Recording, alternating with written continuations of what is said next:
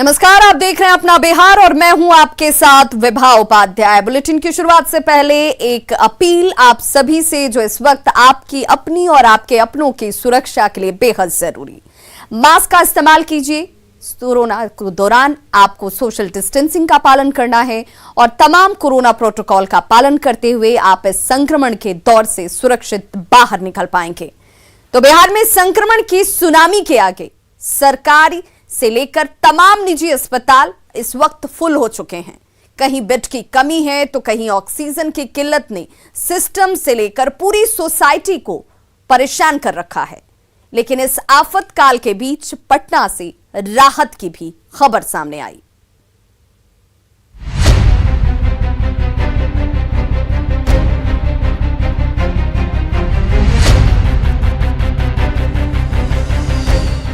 महामारी से जारी जंग के बीच पटना में 250 बेड का 2 नया अस्पताल और 100 बेड के एक आइसोलेशन सेंटर की शुरुआत की गई है।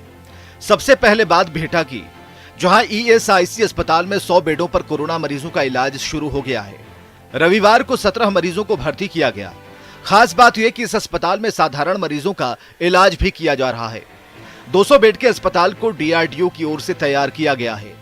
उम्मीद है अगले 3 दिन में इस अस्पताल में बाकी 100 बेड की व्यवस्था कर दी जाएगी। इधर पटना के राजेंद्र नगर नेत्र अस्पताल में 125 बेड का ग्रेड 2 अस्पताल भी शुरू हो गया और यहां भी कोरोना के मरीजों का इलाज शुरू हो गया है। हालांकि गंभीर संक्रमण वाले मरीजों को यहां भर्ती नहीं किया जा रहा। यहाँ पर लेवल 2 का हॉस्पिटल बनाया गया है, जहां पर की जो मरीज हैं वो भर्ती किए जाएंगे, उनका इलाज होगा। लेकिन अगर वो क्रिटिकल होते हैं, उनकी स्थिति विकट होती है, तो उन्हें फिर यहाँ से दूसरे अस्पतालों में या सरकारी अस्पतालों में ट्रांसफर किया जा सकता है।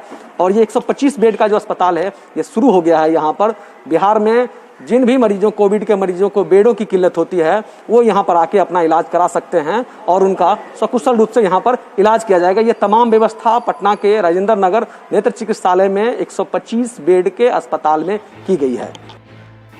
तो कोरोना से जंग जीतने के लिए पटना में जहां 250 बेड के 2 नए अस्पताल शुरू हो चुके हैं, वहीं कंकड़बाग के पाटलिपुत्र स्पोर्ट्स कॉम्प्लेक्स को भी 100 बेड का आइसोलेशन सेंटर बनाया गया है, ताकि कोरोना संक्रमित सामान्य मरीजों का यहां इलाज किया जा सके।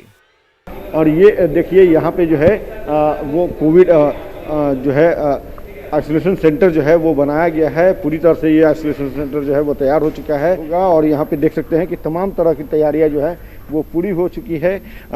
जो लोग होंगे कोरोना संक्रमित, वो यहाँ आकर के अपना इलाज करा सकते हैं और इसके लिए यहाँ पे 100 बेड का ये जो है अस्थायी अस्पताल जो है वो बनाया गया है। पूरी तरह से जो है तमाम तरह के जो संसाधन है वो यहाँ पे लगा दिए गए हैं। ऑक्सीजन जो है वो लगा दिए गए हैं। उसके अलावा जो अगर हम बात कर ली जाए तो वेंटिलेटर, जिसकी लेकर के लगातार जो है कमी देखने को मिल रही थी, तो वो भी यहाँ पे जो है वो बनाया हुआ है और पूरी तरह से ये अस्पताल जो है वो तैयार हो चुका है। ऐसे में उम्मीद की जा रही है कि स्वास्थ्य विभाग की इस पहल से कोरोना की चपेट में आ रहे लोग इस परेशानी से निकल पाएंगे, उन्हें सुविधा मिलेगी और अस्पतालों में बेड और ऑक्सीजन के लिए मारामारी से राहत मिलेगी। न्यूज़ 18 के लिए बिहटा से अमरजीत के साथ पटना से धर्मेंद्र और अमित कुमार की रिपोर्ट।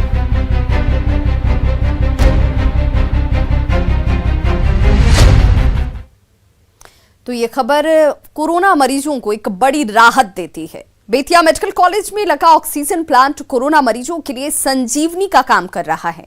अस्पताल के सी ब्लॉक में करीब 500 बेड का इंतजाम है, जिसमें 150 बेड कोरोना मरीजों के लिए रिजर्व कर दिए गए हैं और हर बेड पर पाइपलाइन के जरिए ऑक्सीजन की सप्लाई की जा रही है। सबसे अच्छी बात ये कि मेडिकल कॉलेज में ही ऑक्सीजन प्लांट लगा है, जहां से न सिर्फ कोरोना वार्ड बल्कि अस्पताल की 5वीं मंजिल तक ऑक्सीजन की सप्लाई की जा रही है।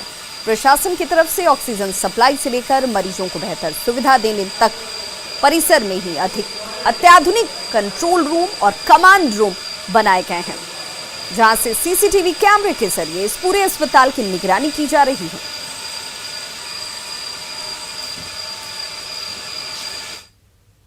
तो बिहार में कोरोना संक्रमण की रफ्तार को देखते हुए डॉक्टरों के सबसे बड़े संघ आईएमए ने सरकार से 15 दिनों के लिए लॉकडाउन लगाने की मांग कर दी है।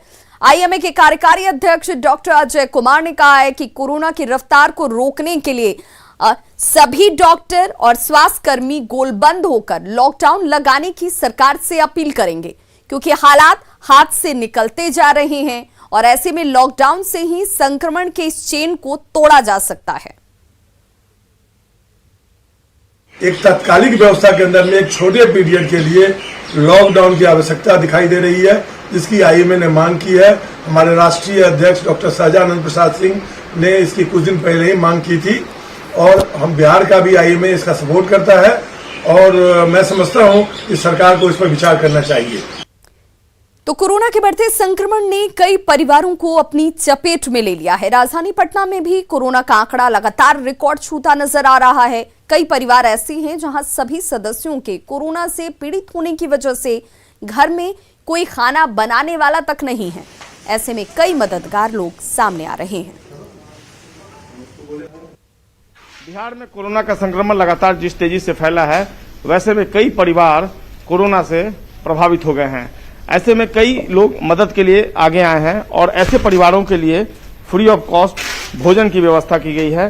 जाहिर सी बात है, विपदा की इस घड़ी में एक दूसरे के सहयोग से ही इस आपदा पर विजय पाया जा सकता है। आप देख सकते हैं तस्वीरों में, ये जो खाने का पैकेट है वो तैयार किया जा रहा है और ये सिलसिला पिछले कई दिनों से चल रहा है। कई युवक हैं जो एक रेस्टोरेंट से जुड़े हुए हैं और ये लोग पिछले साल भी कोरोना के समय जो पीड़ित परिवार थे उनके लिए आगे आए थे।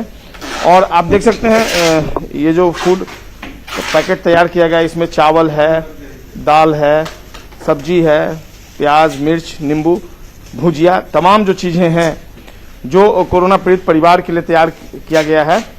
ये हर पिछले कुछ दिनों से लगातार जारी है ये सेवा। और सबसे बड़ी बात है कि है तो ये रेस्टोरेंट, लेकिन फ्री ऑफ कॉस्ट लोगों को मुहैया कराया जा रहा है। काबिले तारीफ ये पहल है। और क्या मकसद है इसके पीछे, इस सेवा के पीछे हम लोगों से बात कर लेते हैं जो जुड़े हुए हैं। सबसे पहले बताइए, आप लोग किस संस्था से जुड़े हुए हैं? क्या ये रेस्टोरेंट पहुंचता है? नहीं, हम लोग कोई संस्था से नहीं है, ये वीएफसी रेस्टोरेंट है और ये हम लोग अपना सोशल रिस्पॉन्सिबिलिटी है कि जो आसपास के जो लोग हैं तो उन लोगों को हम लोग खाना मुहैया करा रहे हैं।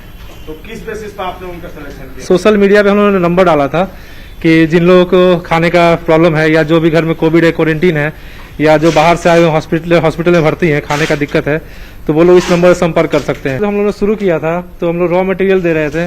जब तक कोरोना जितने दिन था, 3 महीने तक जो महामारी था, 3 महीने तक कंटिन्यू हम लोग का खाना जा रहा था।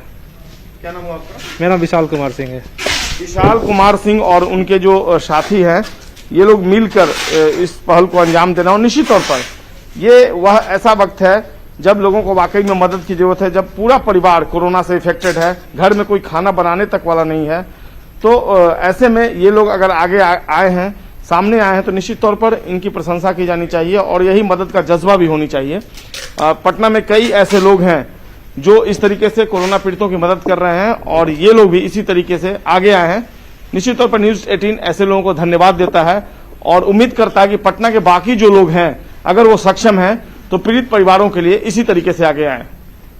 कैमरा पर्सन दीपक के साथ संजय कुमार, न्यूज 18 पटना। तो कोरोना के बढ़ते संक्रमण को देखते हुए बिहार की सभी अदालतों को पटना हाईकोर्ट के आदेश पर पहले 1 मई तक बंद किया गया था, लेकिन संक्रमण की रफ्तार को अब देखते हुए आदेश को विस्तार दे दिया गया है और अब 12 मई तक कोर्ट की कार्रवाई पूरी तरह से बंद रहेगी। जायजा लिया हमारे सहयोगी अमित कुमार ने।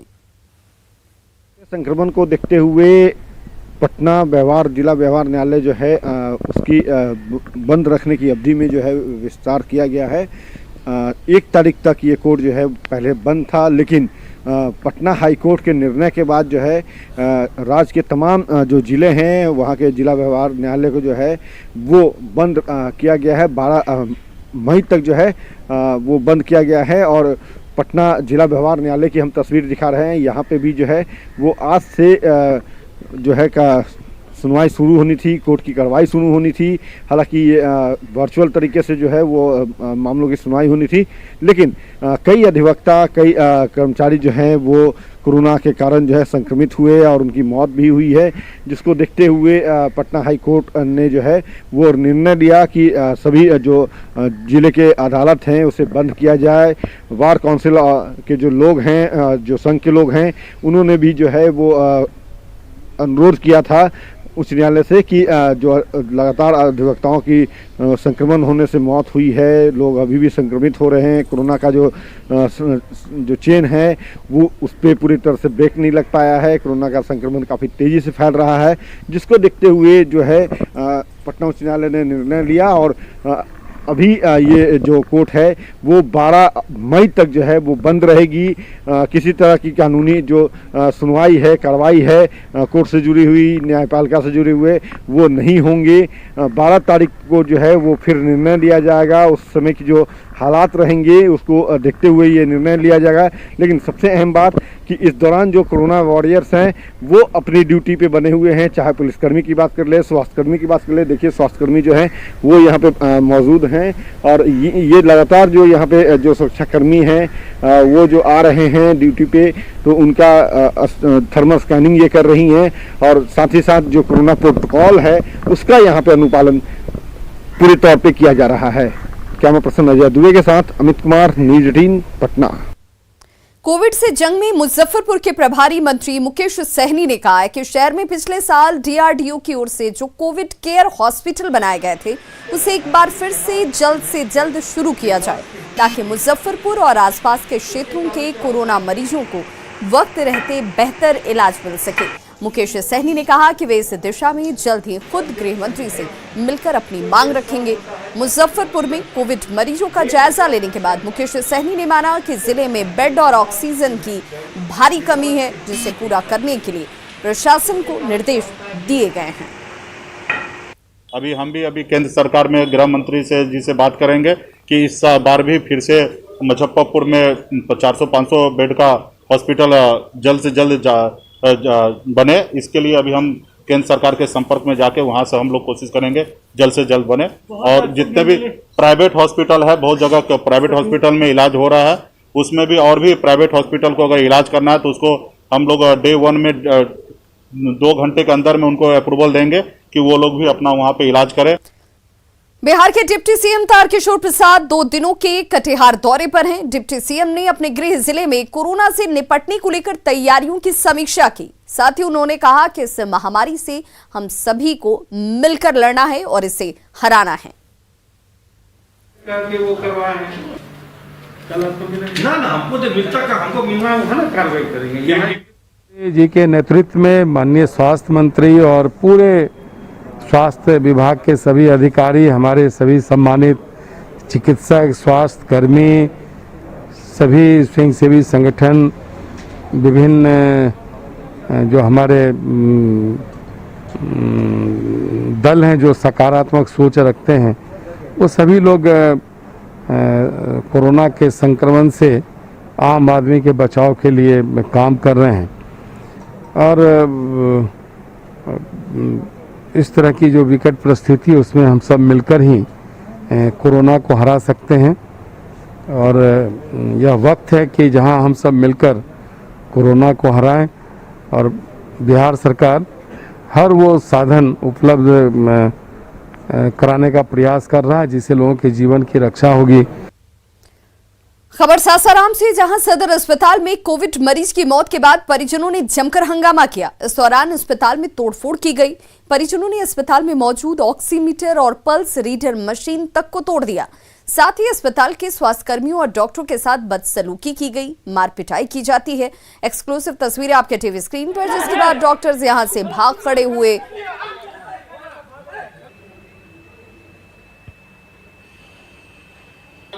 वहीं पे फोन किया जाइए जी, अभी तो हम लोग आ रहे हैं। हॉस्पिटल में लेके जाइए, लेकिन यहाँ पे सब मार रहा है। जहाँ करप्ट है, 5 तबड़क मारे हैं तब जाके गेट खोला है और सब वहाँ पे सामान रखा हुआ है। एक सदस्य से यही कहना चाहिए कि सारा चीज अवेलेबल है, सारा चीज अवेलेबल है। यहाँ पे नहीं दिया गया। 3 घंटा से हमको दौड़ा के बोला गया कि पाइप लाइए, बोला गया है कि सिलेंडर लाइए।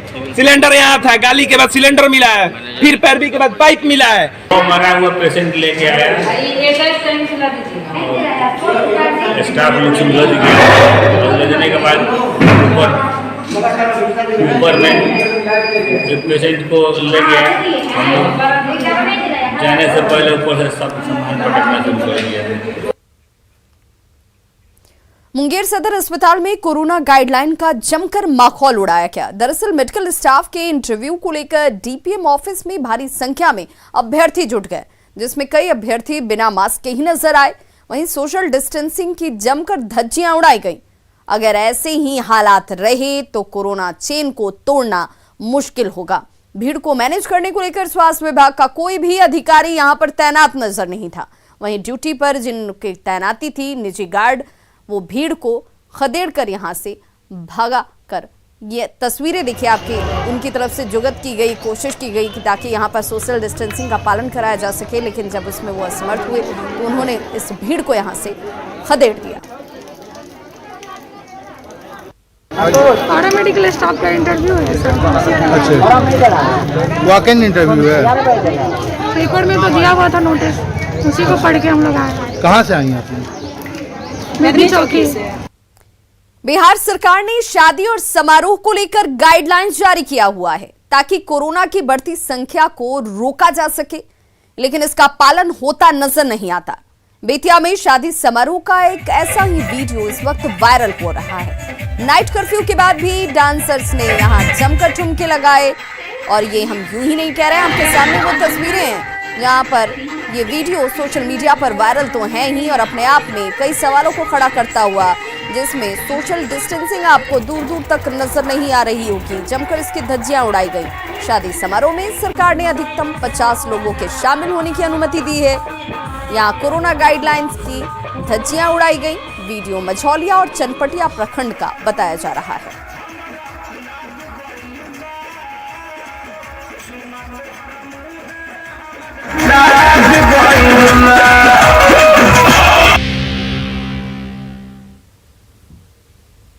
ब्रेक के बाद एक बार फिर से आप सभी का बहुत स्वागत है। वैशाली सदर अनुमंडल के लालगंज में लावारिस हालत में 5 बम बरामद किए गए।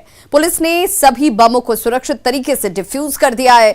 आशंका ये जाहिर की जा रही है कि जंगली सुअरों से फसलों को बचाने के लेकर किसानों ने ऐसे बमों का इस्तेमाल किया होगा।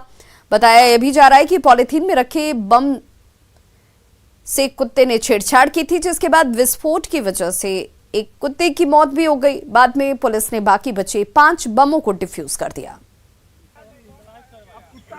तो देखे कि सही में कुत्ता को बम लगा है। तहकीकात किए तो उसमें प्याज सुअर मारने के लिए, जो जंगल से सुअर आ जाते हैं दियर से, उसी को मारने के लिए वही कुत्ता जो है ढो करके उधर से दियर से लेके चला आया था, और वो 5 छोटा छोटा बम मिला हम लोगों को, जिसको हम लोगों ने ग्रामीणों द्वारा डिस्ट्रॉय करवा दिया। वैशाली सदर अनुमंडल के भगवानपुर में पुलिस ने 30 लाख की विदेशी शराब को जब्त किया है। पुलिस ने NH 22 पर इमादपुर के पास छापेमारी कर कंटेनर वाले ट्रक को जब्त किया, जिससे 233 कार्टन विदेशी शराब बरामद की गई। साथ ही ड्राइवर को भी गिरफ्तार कर लिया गया है। शराब को झारखंड से पूर्णिया ले जाया जा रहा था।